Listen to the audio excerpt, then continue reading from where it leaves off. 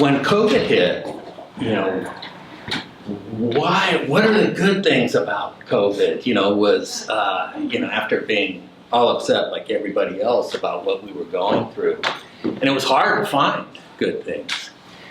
But there was one that was so obvious to me. A teacher came into my life that had wanted to be here in positive psychology for quite a while, because for the first time now, you didn't have to move to Claremont, you know, to be a positive psychologist and be in the program. And that teacher has taught me so much, and I'm so grateful. This is the, you know, secret side of being a professor is, you know, you throw out the material and then, you know, brilliant people, much smarter than you know, show you how it works and, you know, what a difference it can make and so forth. So Dr. Jamie Shapiro is my teacher, and she is a certified executive coach, and she runs a really important coaching firm for top-level executives, and works with large companies, giving keynotes and teaching them about how to have a connected culture. Pretty much, Sonia came to that after a lot of experimental research in a lab. Jamie's been out there doing this now for over a decade. And she came to Claremont and already had a research idea, and we just took off with it. I think she set the record for the fastest PhD in positive psych. Didn't take her long because she had been studying the techniques for so long. So she is someone that has now done a lot of research on energy and vitality and how to you know, take the principles of positive psychology and make them work out in the world of work. She has a new book, which will also be available later at her book signing, which is all about connection. And we're gonna have a great session with her right now. Of course, she always has something new. I've got to figure out what, after I see what she's got going here. But I'm supposed to click this. They all having a good time.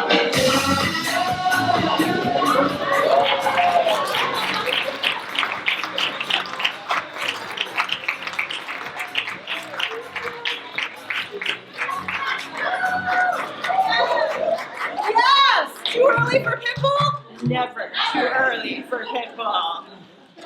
Story. This is my teacher, by the way. I love that he said I'm his teacher, but this is the man who's changed my life.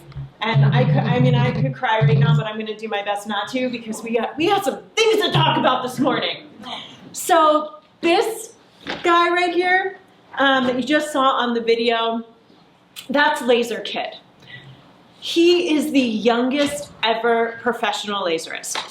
And if you're thinking to yourself, what in the world is a professional laserist? Don't worry, I got you. It's the people who run the lasers for DJs and concerts. And here's what's really cool.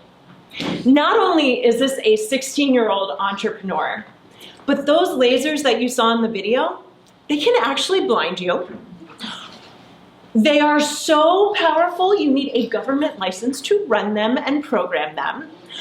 Oh, and they cost thousands of dollars. So what did this 16-year-old know that's taken me years of research and practice to truly understand?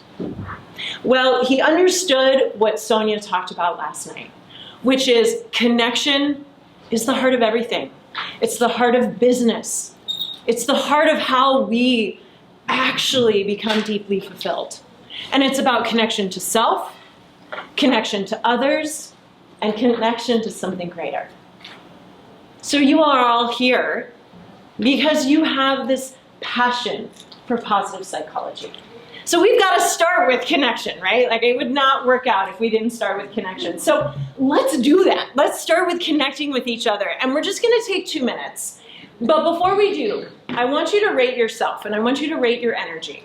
I want you to rate yourself from a scale of 0 to 5. Don't worry, you're not going to have to say this out loud in this moment. 0 to 5. 0 is, girl, Pitbull is way too much this early, right? Like I do not have enough coffee in my system for that right now. So that's your 0. And 5 is, let's go. I'm ready. Let's have a dance party right now. Okay, so just think to yourself, 0 to 5. Where am I right now? You can just think it. You got your number? Okay, cool. Turn to the person next to you, and all you're going to share is what brings you joy. And I'm going to just give you 2 minutes. I'm going to tell you when to switch. I'll say, hey, it's been a minute, and then I'll have you switch. Okay, ready? On your mark, get set, go. What brings you joy?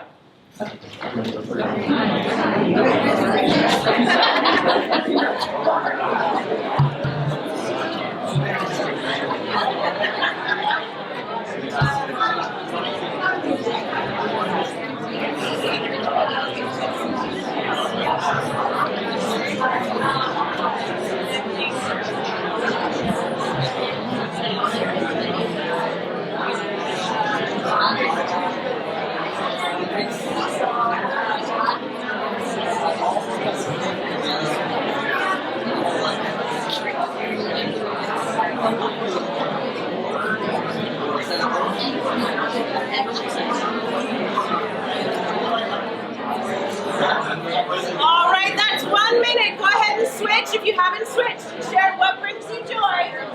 Switch it up.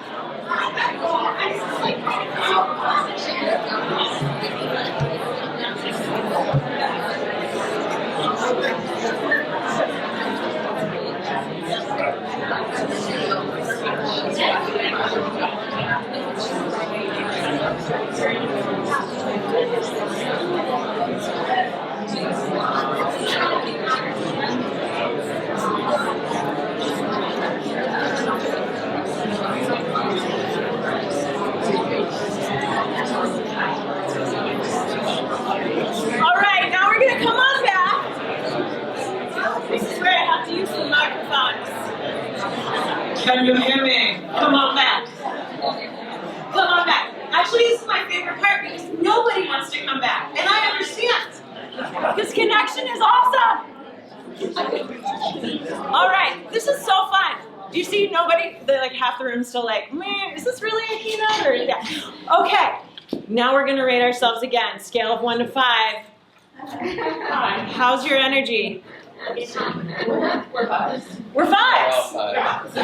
Yeah, that was 2 minutes. 2 minutes of connection. Totally infuses our light, our energy. It's so powerful. So let me tell you a little bit more about Laser Kid and why he discovered connection is the heart of everything. At 13 years old, Laser Kid decided, I want to program lasers. That's what I want to do. And I am so connected to this passion and this purpose in my life that I am going to make it happen even at 13. So he took that connection to himself, to his passion, his heart, and he started calling laser companies all over the country. And because California is an awesome state, guess what? Someone in California said, we see you, we see your heart, we see your soul, and we understand that you're only 13, but we're going to mentor you, and we're going to make it happen for you. And that is how a 16-year-old is now a professional laserist, working venues. If you've ever heard of Red Rocks, he just wore Red Rocks the other day. Pretty cool. So I said connection is the heart of everything. I want to talk about connection to self. Then we're going to move into connection with others, and then I'm going to stretch your thinking and talk about connection to something greater. So when I talk about connection to self, I'm talking about our full selves, our mind, our body, our hearts, our souls, that deep connection to ourselves. And there's incredible researchers. There's a health psychologist. Her name's Christine Klossman, if you've ever heard of her. She actually developed a self-connection scale and showed that when we are aligned and aware and really, really in connection with ourselves, that expands our well-being, our happiness, and our fulfillment. Now, in positive psychology, when we hear the words happiness and fulfillment, sometimes people think of like that hedonic happiness, right? Like we're running on the treadmill, we're trying to grab the next thing that's going to bring us something. But I am talking about that deeper level of happiness, that eudaimonic happiness, that deep level of fulfillment, where you feel full connection to yourself, your well-being. That's what we're talking about when we talk about connection to self. Here's a question for you. Is that possible in our workplaces? And let me expand a little more. Is that possible in our big corporations? Do you believe that? Because that's where I do my work. I work with the big, huge public companies of the world, and I will tell you, it is possible. It's possible for all of us. It's possible for you, it's possible for me, and it's possible for us to bring this into the workplaces. But we have to change some things about corporations. I have a question for you. Anybody in here in one of those big companies or in the workplace right now? Couple people. Okay. I'm going to look at you and just ask this, and you don't need to like give me any signal, but if you want to, you can. Does it ever feel like we are back in middle school? I mean, like, does it ever feel like you just got up from the lunch table and everybody is talking about you instead of to you? So you know where I'm working.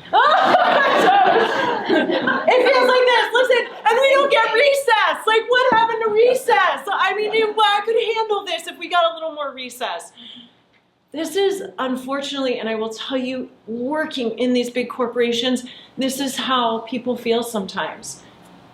It is normal, it's natural, but we've got to change it. And sometimes, this is how work feels, right? We are in a Game of Thrones episode and people are empire building around you and you have no idea whether your head's gonna get cut off or you're gonna get stabbed in the back. And listen, you don't get cool music warning you that something's coming. You just get passive aggressive emails on a Friday afternoon. Not cool. But here's the thing. If we bring more of ourselves, more of our humanity, more of just being a good human into the workplace and help our workplaces evolve to this, it works. And I know that it works not just from my research, but from my practice. Now, I begged this client to let me show you a picture of him because his beautiful face would have been such a great photograph behind me. He's like, Jamie, please don't. Like, you can tell my story, but call me Joe and don't show who I really am. I'm like, come on, please, please, please. But he's a very private man. So I'll tell you this story. When I first met Joe, he was the CEO of a Fortune 50 company. And I remember arriving in the city of Atlanta, and I get to his office building, and I go up 37 floors to meet Joe. And I am so ready to meet Joe because I've done all of my research on him. I know that he's a former college athlete, that he's got like this great spark of energy, and I feel like I'm gonna walk into his office and we're gonna have this amazing connection together. And I open the door to his office and there's Joe, and it is like his spark is not there. And Joe looks at me and he says, Jamie, I've been in this company for 25 years. I've been working my way into this position as CEO, and I don't even know why I'm here anymore. My heart broke. I said, Joe, we're gonna reconnect you to you. We're gonna reconnect you to your purpose and your passion and why you started in this business in the first place. And you know what? We're gonna reconnect you to that inner athlete that I know is in there and really focus on your well-being. And Joe did the work.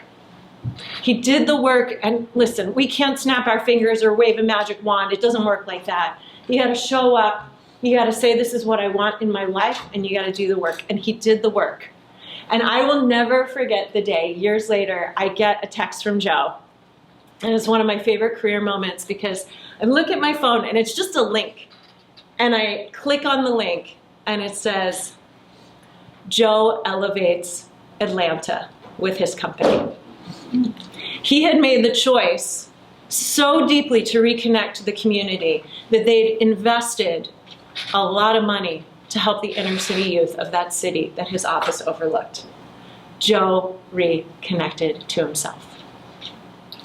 And in that moment, I felt all the power of what it means when a leader connects to themselves and impacts every single person, not only in their organization, but in their community.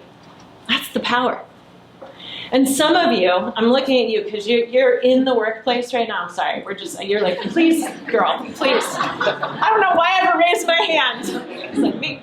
You know, one of the things that happens when I start talking about connection to self and our humanity and our authenticity is that some people in the workplace go, no, thank you. That feels really risky. And I get that. I get that so incredibly deeply because this was me when I was in the corporate world. Now, I didn't dress like this, but I am an OG rave kid. The connection to Laser Kid is starting to make sense, right? Like, you're like, oh, now I know why she knows about Laser Kid.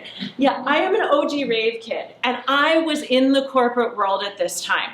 I was dressed a little bit different, but this is my soul in the corporate world, and I stuffed it so far down. I was like, if anybody figures out who I really am, on the weekends, I am getting kicked out. I am sure of it. I know it. It's going to happen. So I just took all of that energy and I suppressed it and I hid it. And what I didn't realize until I did a ton of research and lived this work is that that actually dims our light as leaders.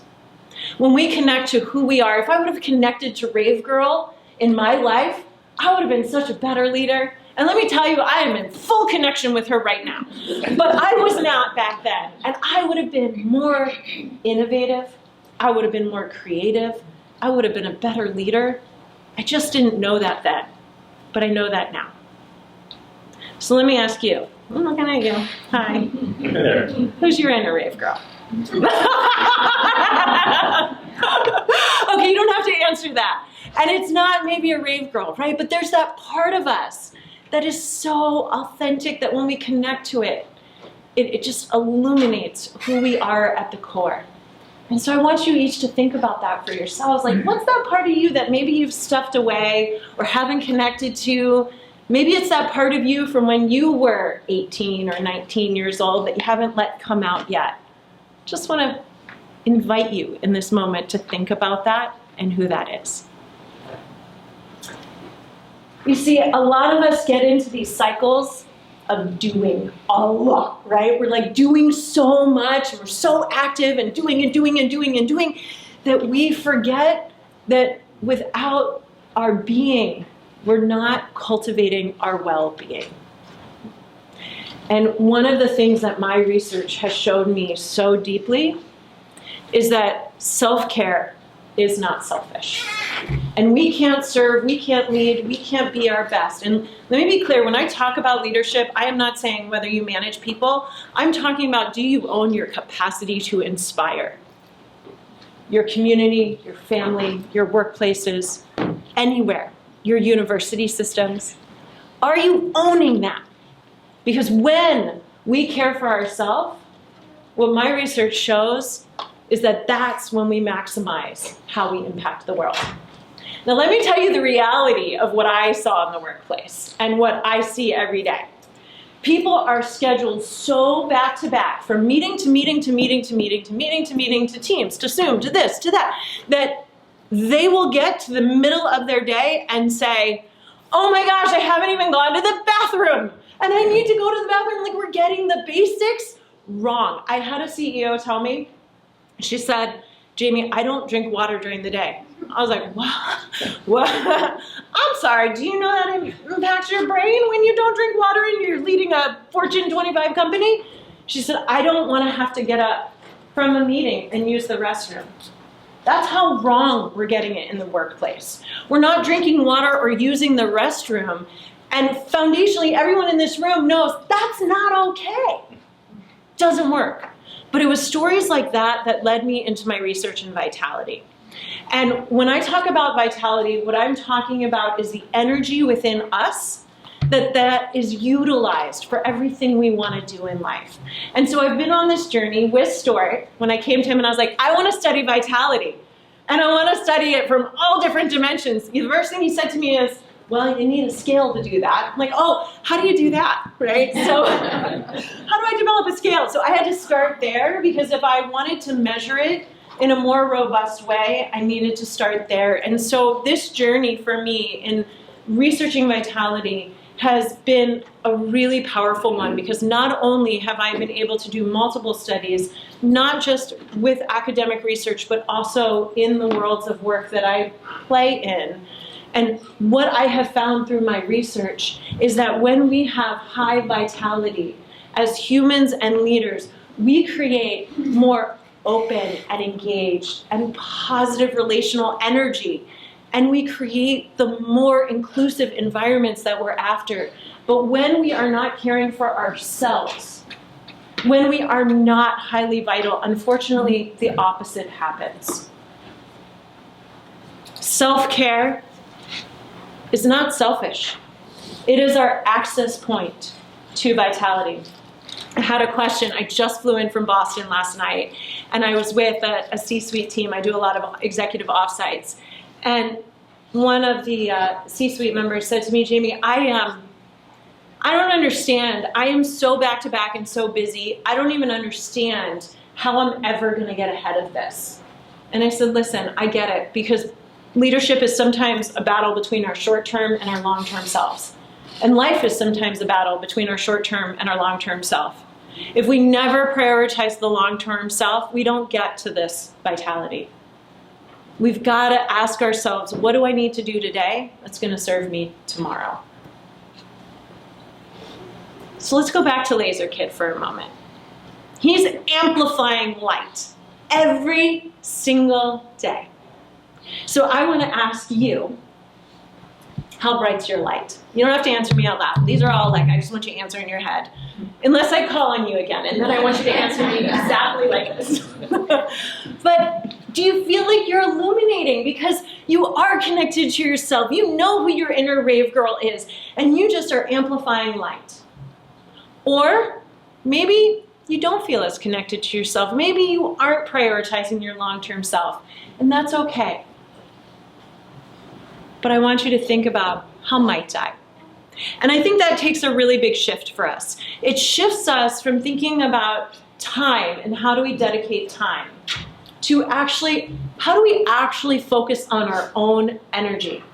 We're taught a lot about work-life balance or work-life integration. It's like, block your calendar, focus on time. I want you to focus on what brings you energy.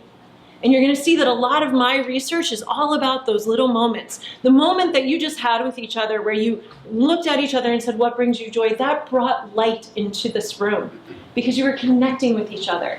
And so I want you to think about, what are those small things in your life that bring energy into you? It can be anything. Like, I look at my dog's face for 10 seconds and I'm like, I feel amazing, right? Because he's so beautiful and wonderful. And if anybody has dogs, you know what I'm talking about. Like, so cute. So what brings you joy? What brings energy in? It doesn't have to be the 2-hour time block. Think about every single day. What are the things that bring energy into you? So I told you I was going to start with connection to self. Now I want to focus on how we connect to others. And I want to share a little more about my recent research that I've been doing in what that looks like. So when I started on the research journey, after I was really focused on leader vitality, I do a lot of work with teams. And I wanted to make sure that I understood what are the factors that create the highest performing teams, the most cohesive ones, and thriving organizational cultures. And that led me into a lot of research and a lot of work that I wasn't expecting to do. And thank goodness Stuart partnered with me on this, because I was looking high and low for a model and I wasn't finding it. I wanted a model that I could utilize in my practice, but had the academic rigor that we all know and need. And so after many years, what we developed is called the 5 C's. And this is what the factors that we found explain 80% of the variance in how people perceive their teams and cultures. And let me just ask, I am going to ask you to say this out loud. What do you see in the center? Connection, right?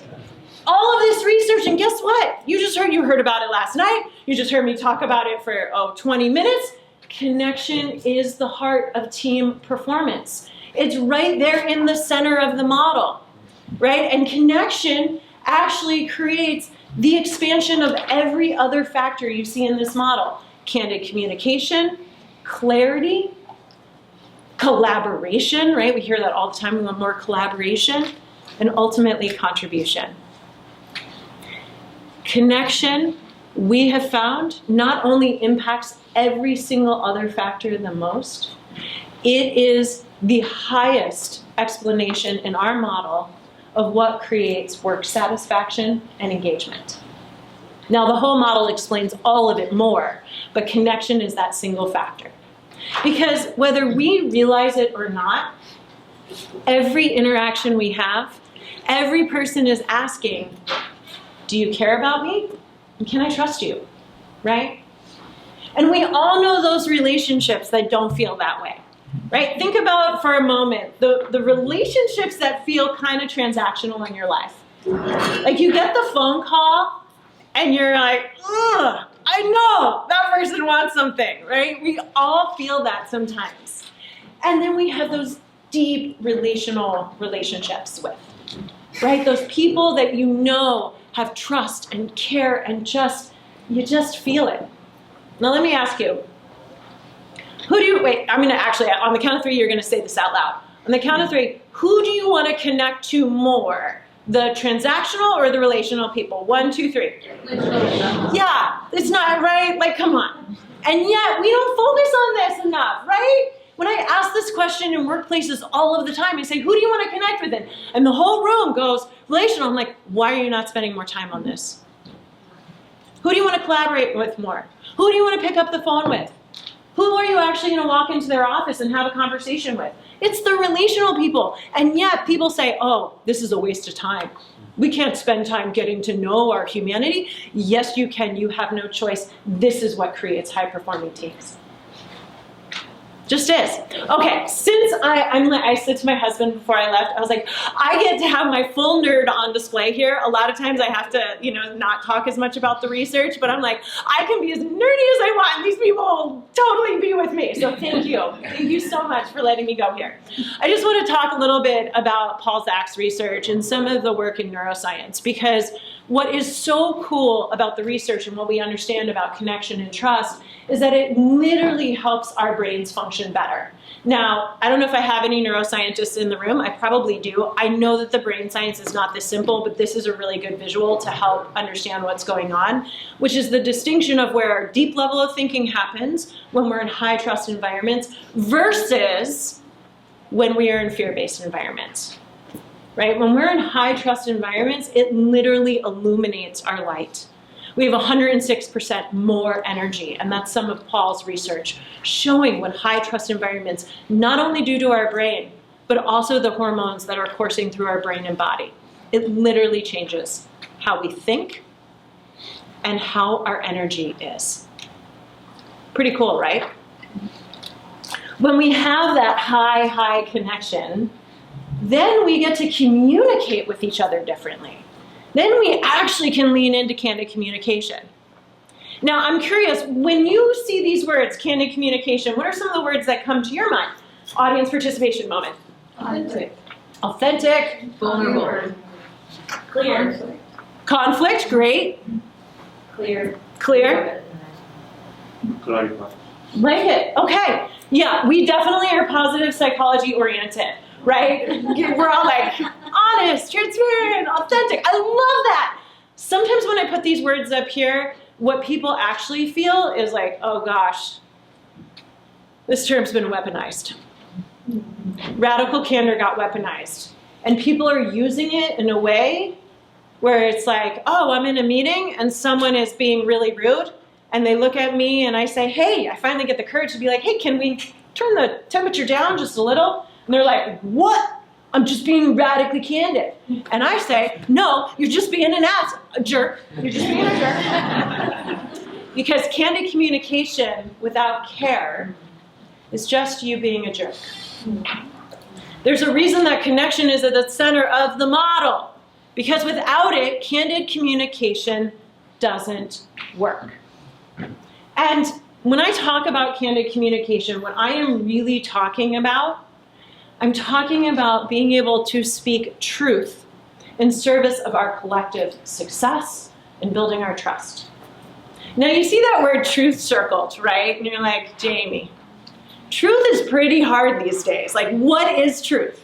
And I'll just share a personal story with you all because this is actually a really important distinction.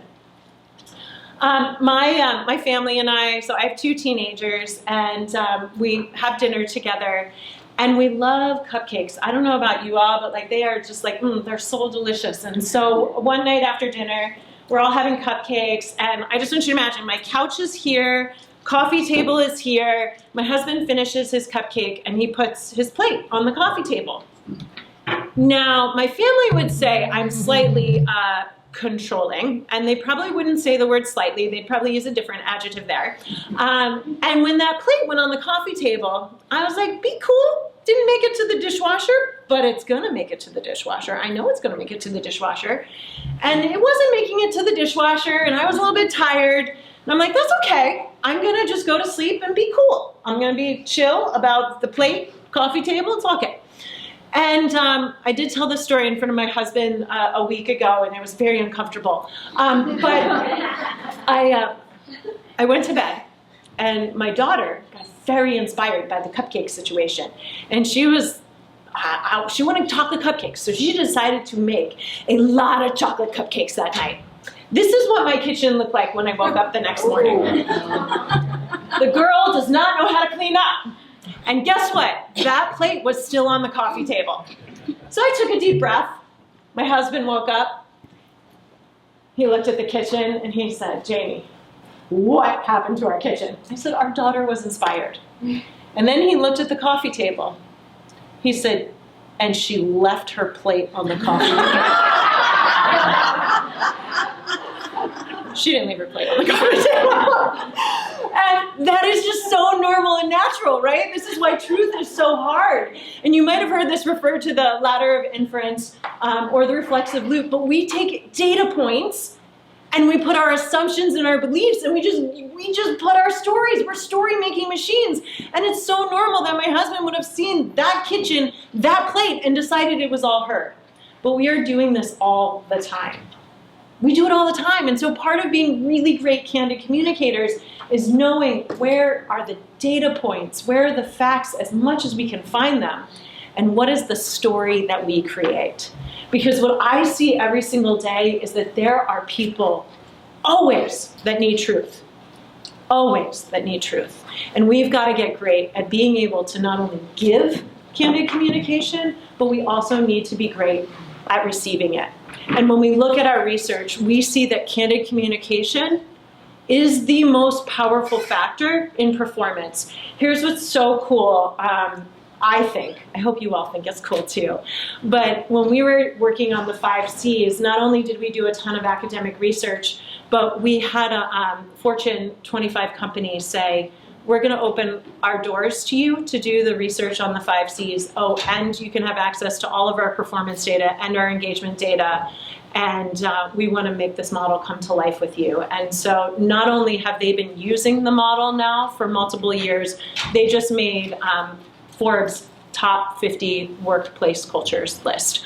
And they've been using this model. So that was a moment for me where I was so excited to be able to do the research in an environment that was also using the model. But that's why I know this factor impacts performance at this level. So one of the things that I get asked all the time is, well, Jamie, how do we make sure to be able to receive candid communication? And that really breaks down into my mind around Amy Edmondson's research around psychological safety and helping people understand how we show up deeply with humility, with curiosity, and with empathy every single day. Because when we show up with those behaviors, what we do is we cultivate the environment to receive the candid communication. So candid communication is being great at giving it, but also great at receiving it. Because everybody needs truth. And I tell leaders every single day, How you respond the first time you actually get truth determines whether you will ever get it again. And if we want to get it again, we got to show up with these behaviors. Now, one of the areas that actually I heard more in my practice than in my research was this idea of clarity. I can't tell you how many times businesses and leaders would come to me and say, if we just had more defined roles and responsibilities, we'd be crushing it. And I'm like, I actually don't think that's your issue, but it led me to realize that this was a really important factor. And I'll tell you kind of my metaphor. You know I love dogs. So this is a little bit of my metaphor of why clarity is needed. If I were to throw a ball right now, and just imagine these babies are alive, these people are all like petting them and we're loving on them, right? Imagine if I threw a ball right now, what would happen? Right? All these babies would be running back and forth and grabbing the ball, and one would take it here, one would take it there, and it would just be this awesome experience, right? And it would be so adorable because we'd be in a dog park. So cute. So expensive in corporations and in business. Happening all the time. I can't tell you how many times a goal, a task, something is thrown out there and I see multiple teams running in the same direction and so much frustration happening. As soon as I find out you're doing the same project I've been working on for 6 months and we're like, oh my gosh, we've been duplicating efforts this whole time, man, that sucks. Doesn't feel good, right? And that's what I was seeing over and over again in organizations. And there's this big misperception that if we create too much clarity around these things, that all of a sudden we're going to become too much of a bureaucracy, right? Oh, all this stuff is going to slow us down. We're going to become we're not going to be as agile as we want. We can't put too much process in place. Yeah, that's not true. Because actually, when we create clarity, you all know our brains like certainty.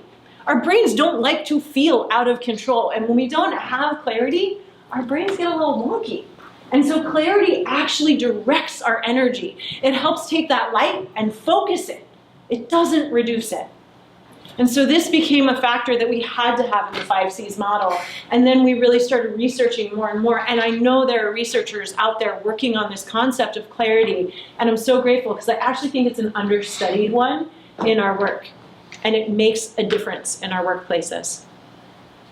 And ultimately, when we have the clarity, right? We've talked about connection. We've talked about how we communicate with each other. Now we got clarity. Okay, now we get to work together at our highest levels, right? That's when we get collaboration. And that's how we show up for one another. And a couple things on collaboration that I think are so interesting, and you all talked about it this morning already, is that we are so scared to support each other. And yet, it is the heart of collaboration. We think, oh, if we ask someone for help, I don't want to put too much on your plate. You're already so busy. If I ask you for help, that might be too much on you. But we know that when someone asks us for help, it enhances our well-being. We feel seen, we feel heard, we feel acknowledged for our strengths. And so we have to recognize that the more we support one another, the more that we can ask for help and help each other and illuminate each other's strengths, that enhances our light. But again, we've got these stories, right? Back to the story-making machines, that we're going to be a burden. That if I ask Story to take me on as a student, that might be too much, right? One of the best moments of my life, when he said yes. Think about where those places you might not be illuminating someone else. How do you lean in? Because we got to get away from the story that we are being a burden and recognize that we are actually helping.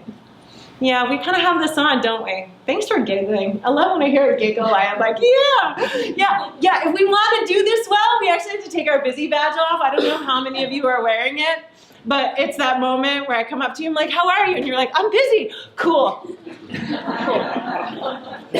It's like we have gotten into this instinctual habit of responding with our schedules instead of our humanity. So one of the things I want you to try, instead of the how are you good or how are you busy, I want you to try something next time someone says, how are you? I want you to say something that connects to who you actually are and how you're feeling. I feel good. I got to hang out with my kids last night. Or, man, I'm a little bit tired but super excited to be here. You know, I'm in the mood for some Pitbull. Jamie, play it one more time. And whatever is true for you. Yeah, thank you. I feel you. I want you to take off the busy badge. The other secret that we found is so essential for real collaboration to happen is we have to stop making failure a 4-letter word. I kid you not, I've been in workplaces where this is the case. You can't even put failure on the slide. And our work has been very similar to what Adam Grant's been showing, that not everything needs to be awesome all the time, right? And when we strive for excellence, not perfection, that is what really gets us into a learning-based culture. Okay, we've been a little bit in head space, and I'm going to drop us into heart space because I want to talk about the final ring, and that is contribution. Now, I'm going to pull, I just talked about Adam for a minute. I want to pull on Adam Grant's research one more time. Adam did some research that I think really illuminates what this ring is all about, and it was in university call centers. And he did a study where he took 3 different groups. And these students were trying to raise money for scholarships, and one of the groups they didn't do any intervention with. The second group, they said to the people, the students, hey, if you raise more money, you're going to get a personal benefit. And the third group, they actually had interact with the student. Now, I don't know what this student said, but this is what I imagine the student came in and said. I imagine he came in and said something like this. I wasn't able to go to college, and I didn't even have it on my radar until I received a letter that allowed me to be here with you today. And you all raising money, you didn't even know me, and you changed my life. You can imagine the results, right? The people that actually knew what their impact was, those are the people whose performance completely skyrocketed. Because everybody wants to know that they matter. They want to know that their work has impact. And people, they don't do their best work because you tell them to do their best work. They do their best work because they know it matters. That's connection to purpose. That's connection to impact. That's the stuff, when you look at some of the research that's out there on meaning and mattering, that this last ring is all about. Zach Mercurio is a friend of mine, and his work in meaning and mattering, if you haven't looked at it, it's really powerful work. All right, one more final stretch, okay? I'm gonna stretch you, like I said, we were in the heart. Now I'm gonna take you even deeper. I'm gonna take you really deep into thinking about something greater. Because when I'm talking about something greater, I'm talking about not just connecting to our purpose, not just connecting to meaning and mattering. I'm talking about that feeling when you know you're connected to something bigger than yourself. And this is far beyond what I'm talking. People are always like, is spirituality, religion, is that where you're going? I'm like, no. In my research, we call it spiritual vitality. And it's about connecting to your best self and something greater than yourself. That could be nature. That could be anything, your community. It could come from meaning and purpose in your workplace. It's just when that feeling, and I know this is really hard. It's like not an intellectual concept. I've actually moved a little bit out of the heart, and I'm like in the gut space. And one of my friends said to me, Jamie, this is a big concept. How would you describe this to a kid? Like, if you can describe it to a kid, then you're good to go. And I realized, oh my gosh, I have described this to a kid, because when my son Jack was just 5 years old, he was with me in the car, and if you're a parent, you know you get the hardest questions in the car. And he said, Mommy, how do you know that there's something greater than you in this world? And he did it in his 5-year-old way, right? It wasn't quite that well put together. And I said, Jack, I just feel it. I feel it when I look at the mountains. I live in Colorado, so we were looking at the mountains. I feel it when I'm doing work that matters in this world. I feel it when I'm with our community. I just feel it. And I said to him, I said, Jack, do you feel it? He's like, yeah, Mommy, I do. I said, Jack, when do you feel it? And he said, Mommy, I feel it when I look at you. And one day I'm going to tell that story and I'm not going to cry. We all have access to something greater. It's through the people that we love. It's through the connections that we have. We all have access to it. We just need to know we do. just need to give ourselves permission. So this little boy behind me, he's now 16, and he's laser kid. No. And,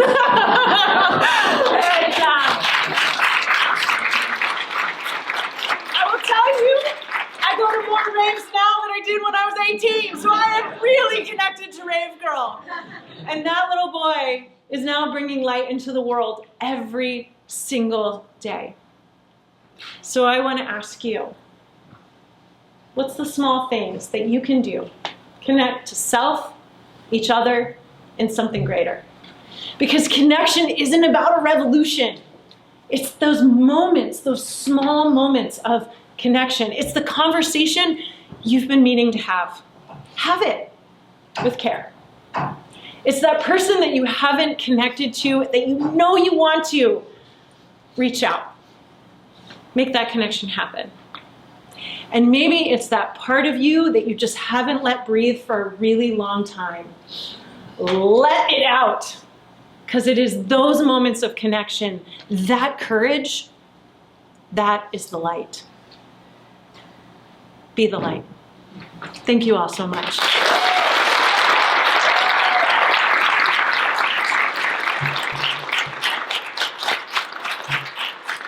And I love connections, so please connect with me. Thank you all so much. One of the things that Jamie pointed out, which I didn't know, is the clock's wrong.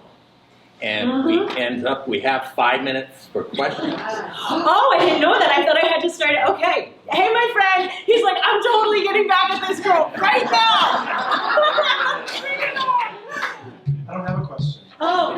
I actually just want to say thank you. Oh. We were talking about this last night after the thing, right? And I made my notes because I want to remember. And I might get emotional, so listen. But my inner rave girl is teacher, mentor, inspiration to young leaders in front of the classroom and the conference room. And that's humanity, right? And doing that, connecting well. Yeah. And what you presented, we need more of, and I'm reading it out. We need more positive psychology practitioners in the field. Yeah.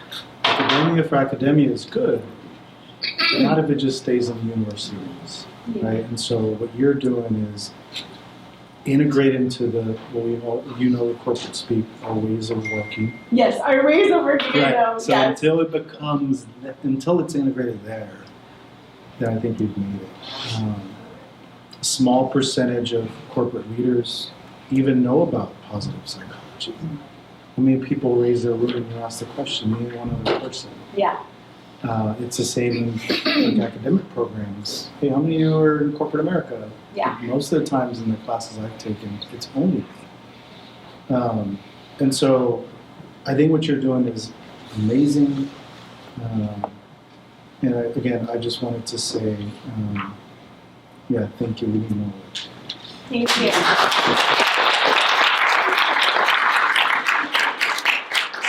Yes, I love this. I love questions. Yes. I love that you're like enthusiastic question. I love your energy. I love your animated presentation. Thank you. And I love the way your slides do not say everything, but you're saying everything. Oh my gosh, what is happening right now? You are making me. And you reminded me of a wonderful quotation that I have known for many years in relation to what you said that says, "Dost thou think thyself only a puny form when the universe is within thee?" So when you turn inside, it's You not. guys have to stop. Thank you. I received that. Thank you. Oh my gosh, I'm gonna try. Yes. I'm sorry, I'm going to ask a messy question. No, thank God. Because my face is I have ugly cry face and it's all coming out.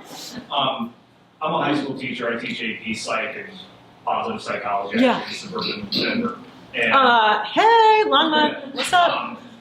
and so I do some PD stuff with our staff about like growth and kind of how to handle things, just because of the background that I have and the positive psych and everything else. And this year, and I just found it out before I came to this conference, we are probably losing a teacher in our department because of the way that administration has been handling student conflict. Yeah. And like he was threatened by a student, and So sorry. like the admin didn't really follow through really at all. Yeah. And I can't obviously control admin, but I'm wondering what your advice is in those situations where like there is some things that aren't going great. Yeah. In regards to that, what you would say to The teacher? those teachers. Yeah, I mean, I teach a conflict model in the workplace. I never in a million years thought I'd be doing as much conflict stuff as I do, and I mediate conflict on a very regular basis within corporations. And so I teach a very specific model that is based in positive psychology around conflict, and we can talk offline or we'll connect and I'll share it with you, and it's actually in my book too. But we've got to give teachers the confidence to understand how do they have like the structure or the scaffolding to feel confident in those conversations, but also regulate their nervous system, because we know our emotions are contagious. And listen, someone's threatening you, of course we're going to go into the amygdala, we're going to go into that fear center. How do you regulate yourself in those moments? And I think teachers having those tools in order to understand how to bring their own temperature down and create the right environment inside helps them create the right environment outside. And when I mediate conflict, and sometimes I'm mediating conflict with like teams of like really supercharged teams, and it is about the energy you bring into the room more than the structure itself. And it's just about, I got you. We're going to get through this, and here's how we're going to make it happen. And I think giving teachers that matters deeply. But we can talk offline more. Okay, I probably have time for one more question. Wait a second. Uh-oh. I'm scared. We could do this all day, Okay. but we do need to take a little break Okay, before sorry. the next session. We'll come talk to you. 'Cause Okay. we see Seda in the back. Sorry, Seda. We need a break. But You're great. Thank you. You're great. I see you all the time. do you see what I mean about someone that's taught me a lot and He's my teacher. taught how to give a presentation? I feel so inadequate, but what an amazing talk. Let's give her one more.